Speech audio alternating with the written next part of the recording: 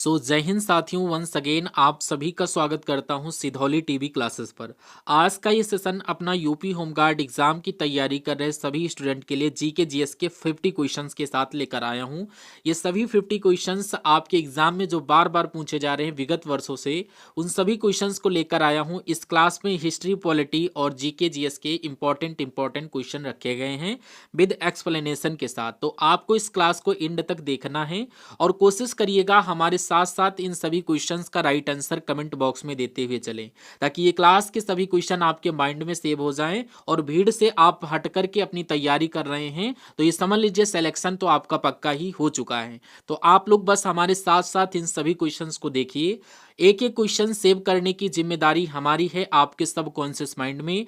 ऐसा सिंगल कोई भी क्वेश्चंस नहीं बचेगा जो आप कहेंगे कि हमें सर समझ में नहीं आया, क्योंकि एक्सप्लेनेशन के साथ वीडियो है तो इसमें आपके 4 से 5 क्वेश्चन एडिशनल हर क्वेश्चन में बढ़ते जाएंगे, क्योंकि एक्सप्लेनेशन के साथ भी डिटेल में आपको बताऊंगा। एग्जामिनर कैसे भी आपसे क्वेश्चन पूछे लेकिन आपको फंसा नहीं पाएगा। स्टार्ट करते हैं अपने सेशन को, लेकिन स्टार्ट करने से पहले जो भी स्टूडेंट हमसे न्यू कनेक्ट हो रहे हैं और अभी तक अपने इस प्लेटफॉर्म को सब्सक्राइब नहीं किया है, आपसे एक रिक्वेस्ट बनती है कि आप लोग प्लीज इस चैनल को सब्सक्राइब कर लीजिए। आपके लिए कंटेंट क्रिएट करता हूं, बहुत मेहनत लगती है, एक एक क्वेश्चन के बारे में सर्च करता हूं, तो उसका आप गुरु दक्षिणा के रूप में अपना सपोर्ट दिखाइए। बस चैनल को सब्सक्राइब करके बेल आइकन को ऑन कर लेना है। इसमें आपका कोई पैसा खर्च नहीं होगा, बस आपको नॉलेज ही मिलेगा। जो भी सेशन आपके लिए लाए जाएंगे उनकी नोटिफिकेशन आपको मिलेगी और आपकी इच्छा होगी तो आप लोग देखेंगे। ठीक है, तो इतना प्यार आप लोग बनाए रखिएगा। स्टार्ट करते हैं। पहला क्वेश्चन आपकी स्क्रीन पर आपसे पूछा जा रहा है कि दीन ए इलाही धर्म किस मुगल सम्राट ने शुरू किया था, उनका नाम बताइए।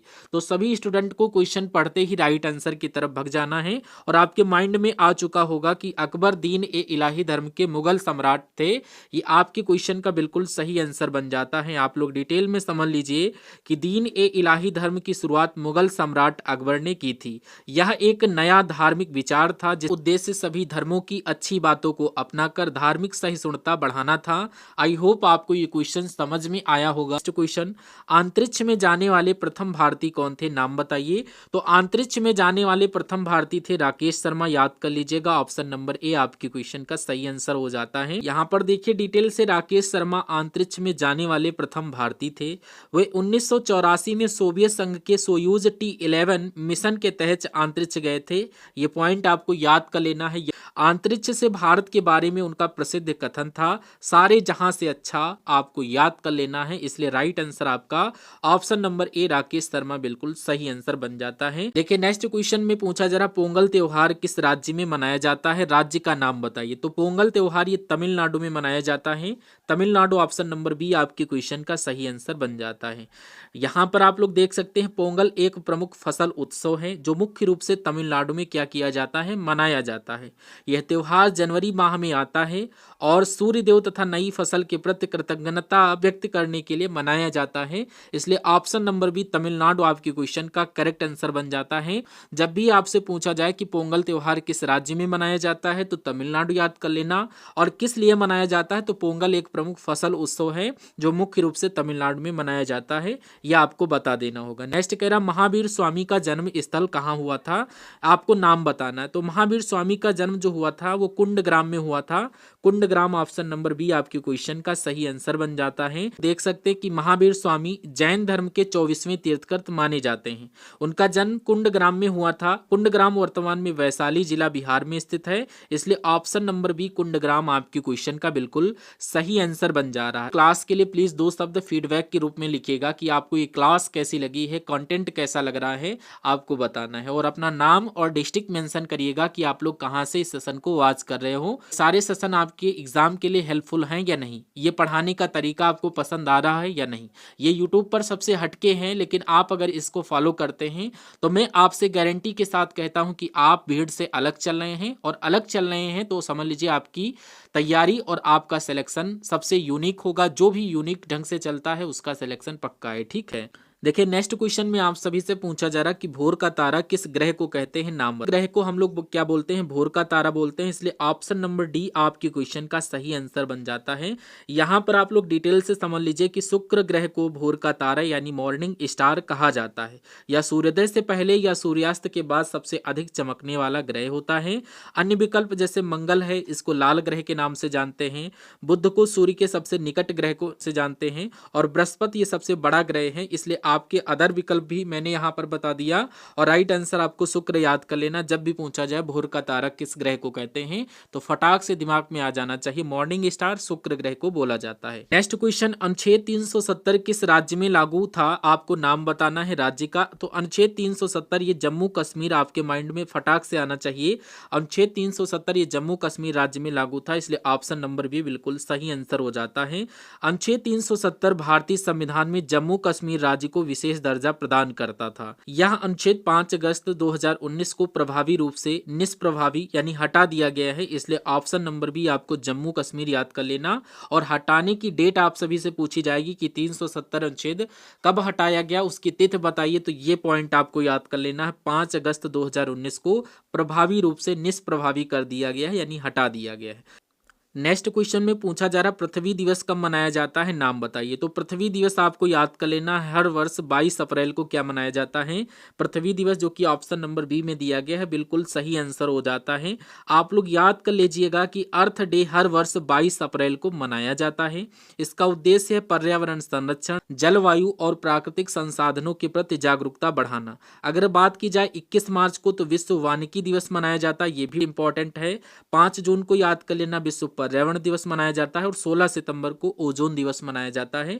ये इंपॉर्टेंट फैक्ट है, तो ये भी आपको याद कर लेना है। नेक्स्ट क्वेश्चन में पूछा जा रहा है लाल बहादुर शास्त्री की समाधि स्थल का नाम बताइए कि लाल बहादुर शास्त्री की समाधि स्थल कहाँ स्थित है। तो याद कर लेना ये विजय घाट में लाल बहादुर शास्त्री की समाधि स्थल स्थित है। तो होमवर्क के लिए देते हैं कि राजघाट ये किसकी समाधि स्थल है और ये कहाँ पर स्थित है, आपको याद करके कमेंट बॉक्स में बताना है। आप लोग यहाँ पर समझिए कि लाल बहादुर शास्त्री के समाधि स्थल का नाम विजय घाट है।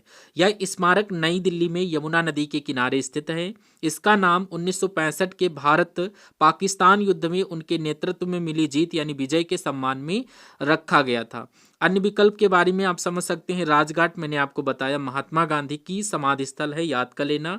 शक्ति स्थल ये इंदिरा गांधी की समाधि स्थल है, और वीर राजीव गांधी का समाधि स्थल है, याद कर लीजिएगा, इंपॉर्टेंट फैक्ट है आपके एग्जाम के लिए। नेक्स्ट कह रहा उत्तरी गोलार्ध में सबसे बड़ा दिन कब होता है, नाम बताइए, यानी कि आपसे डेट पूछी जा रही है और महीना पूछा जा रहा है। तो उत्तरी गोलार्ध में सबसे बड़ा दिन 21 जून को हम लोग बोलते हैं। 21 जून ऑप्शन नंबर सी बिल्कुल सही आंसर हो जाता है। डिटेल में आप लोग समझिए, कह रहा है 21 जून को उत्तर गोलार्ध में सबसे लंबा दिन होता है।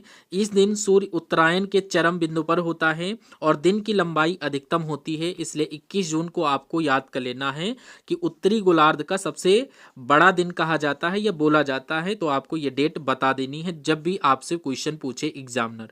कह रहा भारत में सबसे पहले सूरज कहाँ दिखाई देता है, नाम बताइए। तो पहले आपको याद कर लेना है सूर्य ये आपका अरुणाचल प्रदेश में दिखाई देता है, जो कि ऑप्शन नंबर सी में दिया गया है। यहाँ पर आप लोग डिटेल से समझ सकते हैं कि भारत में सबसे पहले सूरज अरुणाचल प्रदेश के ईस्टर्न हिल्स में दिखाई देता है। विशेषकर डिब्रूगढ़ और ईस्टर्न हिल्स के क्षेत्र में सूर्योदय सबसे पहले दिखाई देता है, इसलिए ऑप्शन नंबर सी अरुणाचल प्रदेश आपकी क्वेश्चन का सही आंसर बन जाता है।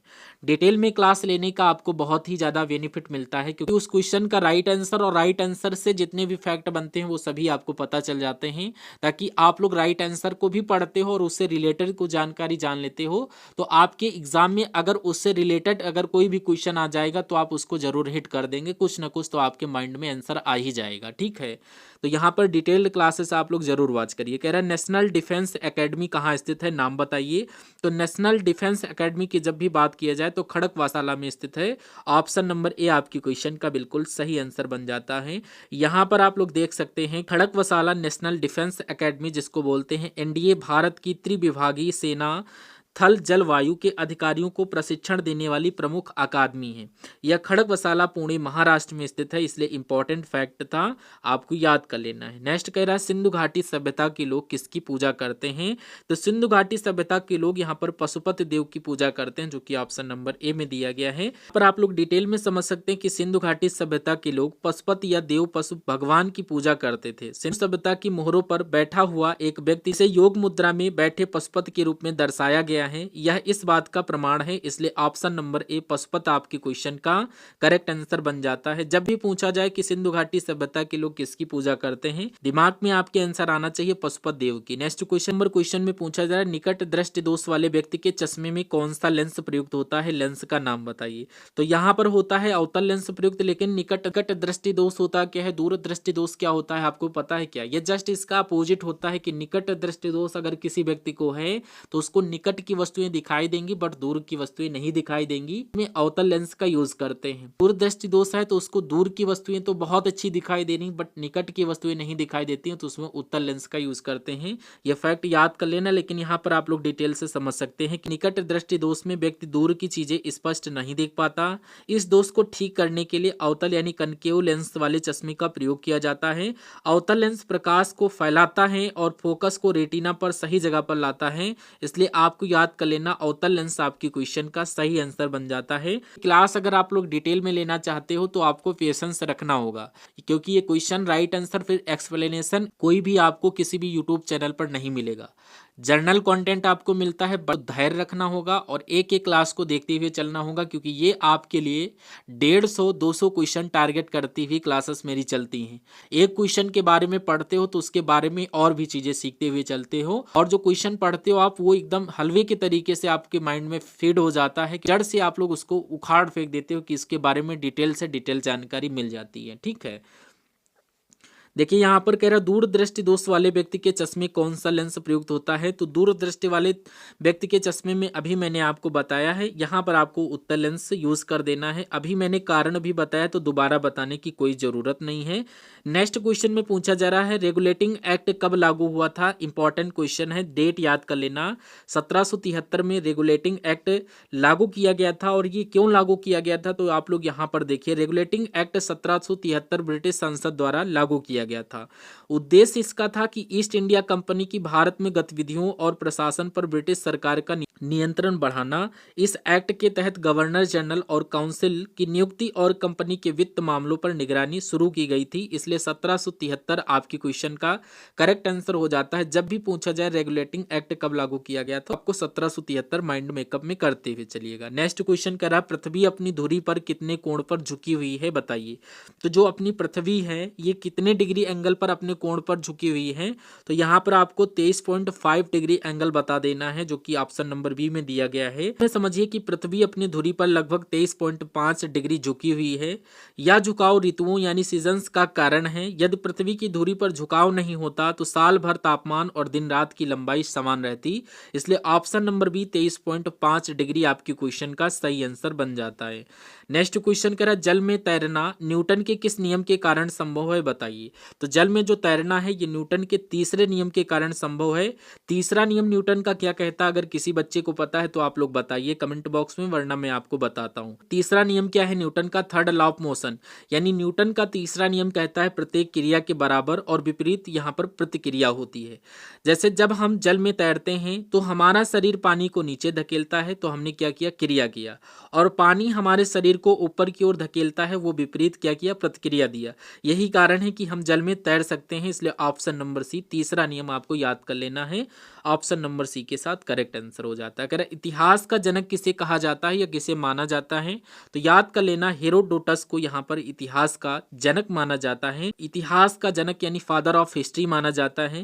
वे ग्रीस के प्राचीन इतिहासकार थे और उन्होंने पार्सियन युद्धों का लेखा जोखा लिखा, और उनका उद्देश्य घटनाओं का तथ्यात्मक और व्यवस्थित वर्णन करना था, इसलिए हेरोडोटस आपकी क्वेश्चन का सही आंसर बन जाता है। और इसी क्रम में नेक्स्ट क्वेश्चन में पूछा जा रहा पानी का घनत्व अधिकतम किस तापमान पर होता है, बताइए। बताइए। तो पानी का घनत्व अधिकतम 4 डिग्री सेल्सियस पर होता है, ऑप्शन नंबर सी बिल्कुल सही आंसर हो जाएगा। यहाँ पर आप लोग देख सकते हैं कि पानी का घनत्व डेंसिटी ऑफ वाटर अधिकतम 4 डिग्री सेल्सियस पर होता है। इसका मतलब है कि पानी 4 डिग्री सेल्सियस पर सबसे अधिक भारी और कम वॉल्यूम वाला होता है। इससे कम या ज्यादा तापमान पर पानी का घनत्व घट जाता है, जो झीलों और नदियों में जल जीवन के लिए महत्वपूर्ण है। इसलिए option number C 4 degree Celsius आपकी क्वेश्चन का सही आंसर बन जाता है। नेक्स्ट क्वेश्चन कह रहा पंडित रविशंकर किस वाद्य यंत्र से संबंधित थे, नाम बताइए। तो पंडित रविशंकर ये सितार वादक थे, ऑप्शन नंबर सी को लॉक कर देना है। डिटेल में आप लोग यूं समझ सकते हो कि पंडित रविशंकर भारतीय शास्त्रीय संगीत के प्रसिद्ध सितार वादक थे। उन्होंने भारतीय शास्त्रीय संगीत को विश्व स्तर पर लोकप्रिय किया। उन्हें भारत रत्न और कई अंतर्राष्ट्रीय सम्मान भी प्राप्त हुए। इसलिए ऑप्शन नंबर आपका सी बिल्कुल सही आंसर हो जाता है, सितार आपके क्वेश्चन का करेक्ट आंसर बन जाएगा। नेक्स्ट क्वेश्चन कह रहा पानी का रासायनिक सूत्र क्या है, ये मैं क्वेश्चन आपको नहीं बताऊंगा, बहुत ही सिंपल हलवा क्वेश्चन है, आपको बताना है। मैं आपको आंसर भी दे देता हूं, आप इसको पढ़ लीजिएगा। लेकिन CO2 को हम लोग बोलते हैं कार्बन डाइऑक्साइड, याद कर लीजिएगा। ऑक्सीजन O2 होता है, H2SO4 को बोलते हैं सल्फ्यूरिक एसिड। अब ये क्यों छोटे, तो पानी का वाटर का यानी रासायनिक सूत्र H2 होता है, आपने ऑप्शन नंबर बी को लॉक किया होगा। इसका मतलब है एक पानी के अणु में 2 हाइड्रोजन और 1 ऑक्सीजन का परमाणु, इसलिए ऑप्शन नंबर बी बिल्कुल सही आंसर बन जाता है। नेक्स्ट क्वेश्चन कह रहा दुनिया की छत किसे कहा जाता है। तो दुनिया की छत भैया हम लोग किसे बोलते हैं, आपको पता है क्या। तिब्बत आपके माइंड में आया होगा, जो कि बिल्कुल सही आंसर हो जाता है। आंसर आपने ऑप्शन नंबर सी तिब्बत को लॉक किया होगा। तिब्बत को दुनिया की छत यानी रूफ ऑफ द वर्ल्ड कहा जाता है। इसका कारण है कि हिमालय पर्वत श्रृंखला में इसकी अत्यधिक ऊंचाई 4500 मीटर है। तिब्बत एशिया महाद्वीप के मध्य में स्थित है और इसका ऊंचाई वाला भूगोल इसे विशेष बनाता है, इसलिए आपको याद कर लेना दुनिया की छत तिब्बत को बोला जाता है, जो कि ऑप्शन नंबर सी आपके क्वेश्चन का सही आंसर बन जाता है। राज्यसभा का पदेन सभापति कौन होता है, तो राज्यसभा का पदेन सभापति उपराष्ट्रपति, ऑप्शन नंबर बी बिल्कुल सही आंसर हो जाता है। यहाँ पर देखिए राज्यसभा का पदेन सभापति भारत का उपराष्ट्रपति होता है। यह प्रावधान भारतीय संविधान के अनुच्छेद 64 में दिया गया है। अन्य विकल्प प्रधानमंत्री जो होते हैं ये कार्यपालिका के प्रमुख होते हैं। लोकसभा अध्यक्ष लोकसभा का सभापति होता है। राष्ट्रपति देश का संवैधानिक प्रमुख होता है, इसलिए ऑप्शन नंबर बी उपराष्ट्रपति आपकी क्वेश्चन का सही आंसर है। नेक्स्ट कह रहा 10वीं अनुसूची किससे संबंधित है, बताइए। तो 10वीं अनुसूची आपकी दल बदल विरोधी कानून से संबंधित है, ऑप्शन नंबर सी को फटाक से लॉक करते हुए डिटेल में समझ लीजिए कि भारतीय संविधान की 10वीं अनुसूची का संबंध दल बदल विरोधी कानून एंटी डिफिकेशन लॉ से है। इसे 52वें संविधान संशोधन अधिनियम 1985 के द्वारा जोड़ा गया था, इसलिए ऑप्शन नंबर सी दल बदल विरोधी कानून आपके क्वेश्चन का सही आंसर बन जाता है। नेक्स्ट क्वेश्चन में आप सभी से पूछा जा रहा भारत का मैनचेस्टर किसे कहा जाता है। ये भी क्वेश्चन आपको SW के लिए दूंगा, आप लोग याद कर लीजिएगा और इसका राइट आंसर सभी स्टूडेंट को कमेंट बॉक्स में देना है। अगर फिर भी आप लोग नहीं दे पाते हैं तो आपको कमेंट बॉक्स में पूछ लेना है कि सर इस क्वेश्चन का राइट आंसर हमें नहीं पता है, आप प्लीज मुझे बता दीजिए, मैं आपको श्योर जरूर बताऊंगा। आपको प्रयास करना है, ट्राई करना है, आप लोग नहीं पता कर पाएंगे तो हम आपको बताएंगे। नेक्स्ट क्वेश्चन कह रहा है युवा दिवस किस दिन को मनाया जाता है। तो आप सभी को पता होगा 12 जनवरी को क्या मनाते हैं, राष्ट्रीय युवा दिवस, जो कि बिल्कुल सही आंसर हो जाता है। आप लोग देखिए राष्ट्रीय युवा दिवस यानी नेशनल यूथ डे हर वर्ष 12 जनवरी को मनाया जाता है। यह दिन स्वामी विवेकानंद जी की जयंती के उपलक्ष्य में मनाया जाता है। अगर अन्य विकल्प की बात करें 5 जनवरी को राष्ट्रीय सांख्यिकी दिवस के रूप में मनाते हैं, 10 जनवरी को विश्व हिंदी दिवस के रूप में मनाया जाता है, विश्व हिंदी दिवस की बात चल रही है, और 15 जनवरी को भारतीय सेना दिवस मनाया जाता है, इसलिए ऑप्शन नंबर बी 12 जनवरी को राष्ट्रीय युवा दिवस के रूप में मनाते हैं। नेक्स्ट क्वेश्चन कह रहा है रिएक्टर पैमाने द्वारा क्या मापा जाता है। तो यहाँ पर आपको याद कर लेना भूकंप की तीव्रता जो होती है वो रिएक्टर पैमाने के द्वारा मापी जाती है, ऑप्शन नंबर सी बिल्कुल सही आंसर हो जाता है। रिएक्टर पैमाना का उपयोग भूकंप की तीव्रता यानी कि परिमाण यानी मैग्नीट्यूड मापने के लिए किया जाता है। यह पैमाना चार्ल्स एफ रिएक्टर द्वारा विकसित किया गया था। नाम बहुत इंपॉर्टेंट है, लिख लीजिएगा नोट कॉपी में। अन्य विकल्प की बात करें वायु दाब हम लोग बैरोमीटर से नापते हैं, तापमान हम लोग थर्मामीटर से नापते हैं, ध्वनि को हम लोग डेसिबल में नापते हैं, इसलिए ऑप्शन नंबर सी भूकंप की तीव्रता रिएक्टर पैमाने के थ्रू नापी जाती है। क्वेश्चन करा पंचतंत्र के लेखक कौन है, बताइए। पंचतंत्र के लेखक की जब भी बात की जाए तो आपको क्या बताना है, पंचतंत्र के लेखक पूछे जाए तो आपको विष्णु शर्मा याद कर लेना है। Vishnu Sharma option number C आपकी क्वेश्चन का सही आंसर बन जाता है। यहाँ पर आप लोग देखिए पंचतंत्र के लेखक विष्णु शर्मा माने जाते हैं। पंचतंत्र एक प्रसिद्ध नीति परक कथा संग्रह है जिसमें पशु कथाओं के माध्यम से जीवन की शिक्षा दी गई है। अन्य विकल्प जैसे कालिदास हैं, अभिज्ञान शकुंतलम, मेघदूत के लेखक हैं, चाणक्य अर्थशास्त्र के लेखक हैं, वाल्मीकि रामायण के रचयिता हैं, इसलिए विष्णु शर्मा पंचतंत्र के लेखक हो जाते हैं। नेक्स्ट क्वेश्चन में पूछा जा रहा माउंट एवरेस्ट पर चढ़ने वाली पहली भारतीय महिला कौन थी, नाम बताइए। तो पहली भारतीय महिला वो थी बछेंद्री पाल, आपके क्वेश्चन का सही आंसर हो जाता है। बछेंद्री पाल माउंट एवरेस्ट पर चढ़ने वाली पहली भारतीय महिला थी, जो कि आपकी क्वेश्चन का right answer option number C हो जाता है। यहाँ पर देखिए बछेंद्री पाल वर्ष 1984 में माउंट एवरेस्ट पर चढ़ने वाली पहली भारतीय महिला बनी। यह उपलब्धि उन्होंने भारतीय पर्वतारोहण अभियान के तहत हासिल की थी। अन्य विकल्प की बात करें, संतोष यादव 2 बार एवरेस्ट पर चढ़ने वाली पहली महिला हैं और अरुणिमा सिन्हा पहली महिला विकलांग पर्वतारोही जिन्होंने एवरेस्ट फतह किया है, और प्रेमलता अग्रवाल उम्रदराज महिला पर्वतारोही हैं लेकिन पहली नहीं है, इसलिए ऑप्शन नंबर सी बिल्कुल सही आंसर बन जाता है। इंग्लिश चैनल पार करने वाले पहले भारतीय कौन है, बताइए नाम। तो इंग्लिश चैनल पार करने वाले पहले भारतीय हैं Mahir Sen, option number B बिल्कुल सही आंसर आपकी क्वेश्चन का बन जाता है।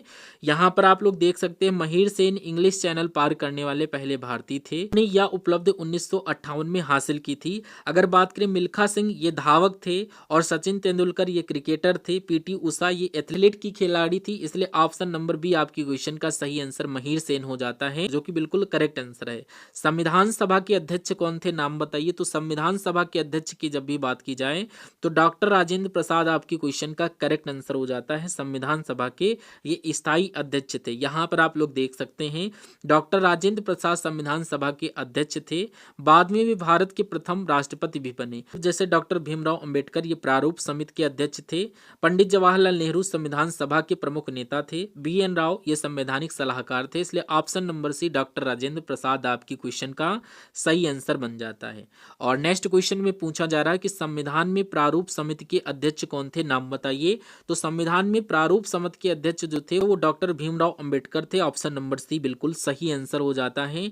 फिर भी नहीं समझ में आया तो आप समझ सकते हैं डॉक्टर भीमराव अंबेडकर भारतीय संविधान की प्रारूप समिति यानी कि ड्राफ्टिंग कमेटी के अध्यक्ष थे, इसीलिए उन्हें भारतीय संविधान का शिल्पकार भी कहा जाता है।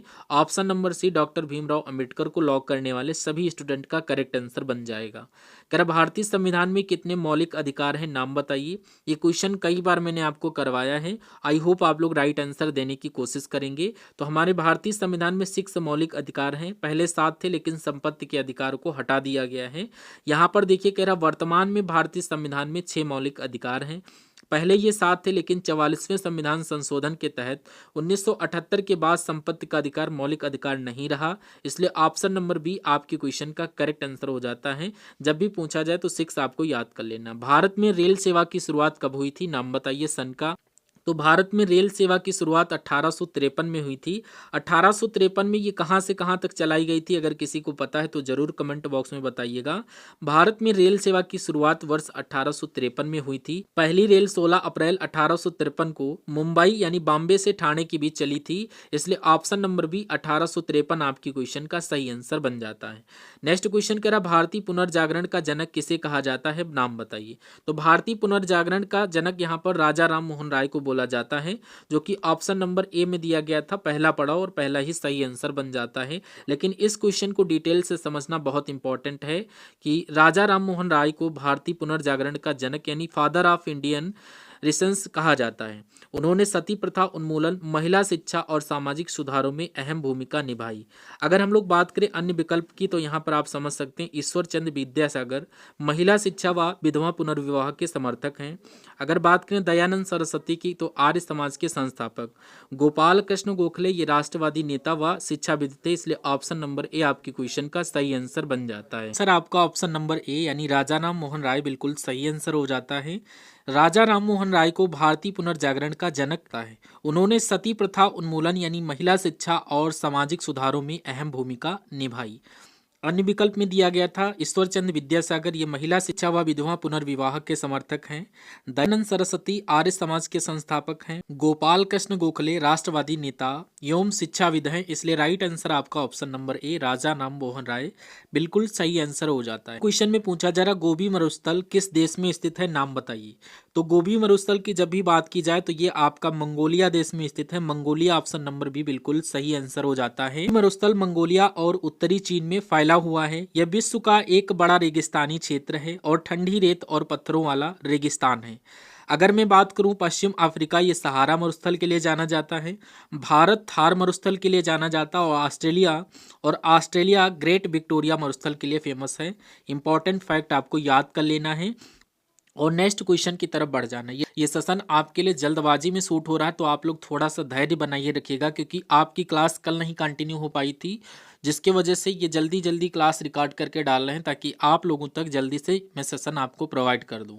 कल से आपकी विधान से एकदम शेड्यूल के अकॉर्डिंग अच्छे से आपको इत्मीनान के साथ। तो यहाँ पर नेक्स्ट क्वेश्चन में कह रहा भाषा के आधार पर बनने वाला पहला राज्य कौन सा है, नाम बताइए। तो भाषा के आधार पर आपको आंध्र प्रदेश लॉक कर देना है। ऑप्शन नंबर सी बिल्कुल सही आंसर बन जाता है।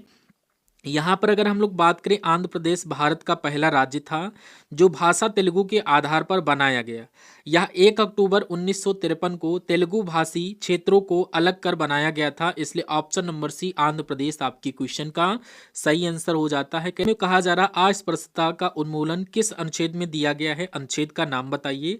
तो अनुच्छेद आपको 17 लर्न कर लेना, अनुच्छेद 17 आपकी क्वेश्चन का सही आंसर बन जाता है। यहाँ पर देखिए कह रहा भारतीय संविधान का अनुच्छेद 17 अस्पृश्यता के उन्मूलन से संबंधित है। यह स्पष्ट करता है कि अस्पृश्यता किसी भी रूप से मान्य नहीं है और इसका पालन करना अपराध है। तो आपको याद कर लेना, अनुच्छेद 16 में दिया गया समानता का अधिकार और सरकारी नौकरी में भेदभाव निषेध, 18 में उपाधियों पर रोक है और 19 में स्वतंत्रता के अधिकार यानी स्वतंत्रता भाषण आंदोलन आदि दिए गए हैं। नेक्स्ट क्वेश्चन कह रहा है महाभारत के लेखक कौन है, नाम बताइए। तो महाभारत के लेखक आपको याद कर लेना है, ये है वेद व्यास। वेद व्यास ऑप्शन नंबर सी आपके क्वेश्चन का सही आंसर बन जाता है। अगर मैं बात करूं महाभारत के लेखक, तो महर्षि वेद व्यास हैं। ये महाकाव्य भारतीय संस्कृति और धर्म का महत्वपूर्ण ग्रंथ है, जिसमें कुरुक्षेत्र युद्ध और नीति कथाएं शामिल हैं। वाल्मीकि की बात की जाए, रामायण के रचयिता हैं। कालिदास अभिज्ञान शकुंतलम मेघदूत के लेखक हैं। विष्णु शर्मा पंचतंत्र के लेखक हैं। ऑप्शन नंबर सी वेद व्यास आपकी क्वेश्चन का सही आंसर बन जाता है। नेक्स्ट क्वेश्चन कह रहा है चिल्का झील किस राज्य में स्थित है, नाम बताइए। तो चिल्का झील की अगर बात किया जाए तो उड़ीसा में स्थित है। उड़ीसा ऑप्शन नंबर ए आपकी क्वेश्चन का सही आंसर हो जाता है। बात करूं चिल्का झील, ये भारत की सबसे बड़ी लवणी झील है, लवणी जल झील है। ये उड़ीसा राज्य में स्थित है और पश्चिम बंगाल की खाड़ी से जुड़ी है।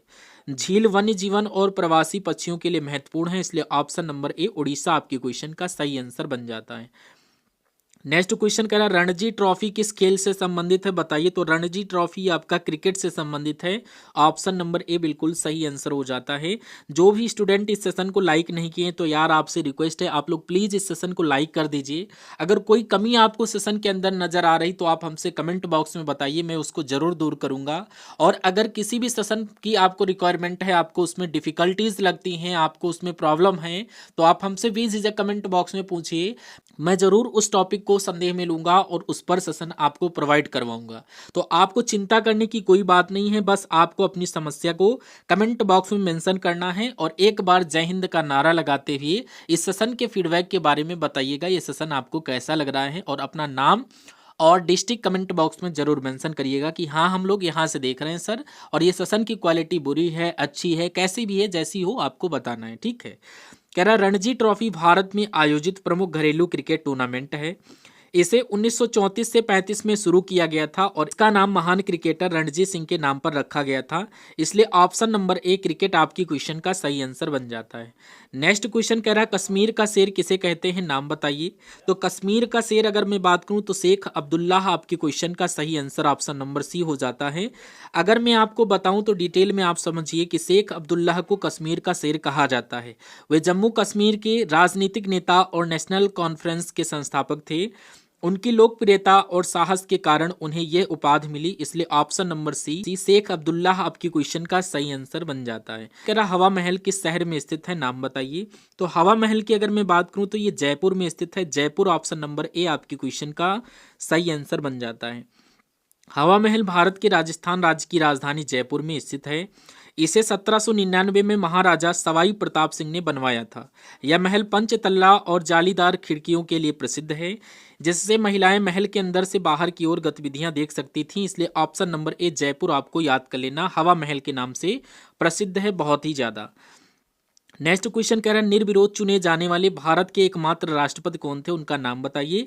तो ये और कोई नहीं, नीलम संजीव रेड्डी थे। ऑप्शन नंबर बी को लॉक कर देना है। Right answer option number B, Neelam Sanjiva Reddy को लॉक कर दीजिएगा। नीलम संजीव रेड्डी भारत के छठे राष्ट्रपति यानी 1977 से 1982 के थे। 1977 के राष्ट्रपति चुनाव में उनके सभी प्रतिद्वंदी उम्मीदवार के नामांकन खारिज हो गए, इसीलिए उन्हें निर्विरोध चुना गया। इसी वजह से वे भारत के इतिहास में निर्विरोध चुने जाने वाले एकमात्र राष्ट्रपति बने, इसलिए option number B Neelam Sanjiva Reddy आपकी क्वेश्चन का सही आंसर बन जाता है। कह रहा चार मीनार का निर्माण किसने करवाया था, नाम बताइए। तो चार मीनार का निर्माण भैया और कोई नहीं, ये मोहम्मद कुली कुतुब शाह आपके क्वेश्चन का सही आंसर हो जाता है। मीनार के निर्माण करता मोहम्मद कुली कुतुब शाह हैं, जो कि ऑप्शन नंबर सी में दिया गया है। आप यहां पर समझ सकते हैं चार मीनार का निर्माण मोहम्मद कुली कुतुब शाह ने 1591 में हैदराबाद तेलंगाना में करवाया था। यह इस्लामी वास्तुकला का उत्कृष्ट उदाहरण और हैदराबाद का प्रमुख प्रतीक बन गया, इसलिए ऑप्शन नंबर सी मोहम्मद कुली कुतुब शाह आपके क्वेश्चन का सही आंसर बन जाता है। नेक्स्ट क्वेश्चन कह रहा है श्वेत क्रांति किससे संबंधित है। आप सभी को पता है श्वेत क्रांति दुग्ध उत्पादन से संबंधित है। और अगर आपसे पूछ लिया जाए गेहूं उत्पादन से कौन सी क्रांति प्रसिद्ध है, तो आपको कमेंट बॉक्स में बताना है। चीनी उत्पादन को क्या कहते हैं ये भी बताना है। श्वेत क्रांति के बारे में डिटेल से समझना चाहें तो श्वेत क्रांति भारत में दुग्ध उत्पादन की क्रांति थी। ऑपरेशन फ्लड के माध्यम से 1970 इसे ऑपरेशन फ्लड के माध्यम से 1970 के दशक में लागू किया गया। इस क्रांति ने भारत को विश्व का सबसे बड़ा दुग्ध उत्पादक देश बना दिया, इसलिए ऑप्शन नंबर बी दुग्ध उत्पादक आपकी क्वेश्चन का सही आंसर बन जाता है। नेक्स्ट देखिए, नेक्स्ट क्वेश्चन कह रहा वेदों की ओर लौटो का नारा किसने दिया था, नाम बताइए। तो वेदों की ओर लौटो का नारा ये महर्षि दयानंद सरस्वती के द्वारा दिया गया था। ऑप्शन नंबर ए आपकी क्वेश्चन का सही आंसर हो जाता है। वेदों की ओर लौटो का नारा महर्षि दयानंद सरस्वती ने दिया था। यह नारा आर्य समाज के प्रमुख सिद्धांतों में से एक है। इसका उद्देश्य था कि समाज अपने प्राचीन और शुद्ध धार्मिक ग्रंथों यानी वेद की ओर लौटे और अंधविश्वास कुरीतियों से मुक्त हो, इसलिए option number A Maharshi Dayanand Saraswati आपकी क्वेश्चन का सही आंसर बन जाता है। तो क्वेश्चन कह रहा है पीलिया किस अंग का रोग है, बताइए। तो पीलिया भैया ये किस अंग का रोग है, तो आपको याद कर लेना, ये यकृत यानी लीवर का एक प्रमुख रोग है। यहां पर आप डिटेल से समझ सकते हैं कि पीलिया जिसको इंग्लिश में बोला जाता है जॉन्डिस एक रोग है, जिसमें लीवर यानी यकृत की बीमारी के कारण त्वचा और आंखों का पीलापन हो जाता है। यह बाइल और बिलिरुबिन के असंतुलन के कारण होता है। अगर बात करूं हृदय, तो ये हृदय रोग होता है, गुर्दा किडनी रोग होता है और फेफड़े से संबंधित श्वसन रोग हो जाता है। तो आपको याद कर लेना आपकी क्वेश्चन का राइट आंसर पीलिया यकृत यानी लीवर से संबंधित है। नेक्स्ट क्वेश्चन आपकी स्क्रीन पर पूछा जा रहा काजीरंगा राष्ट्रीय उद्यान कहाँ स्थित है। ये क्वेश्चन आपके लिए होमवर्क के लिए रहेगा, इसका राइट आंसर आपको कमेंट बॉक्स में देना है।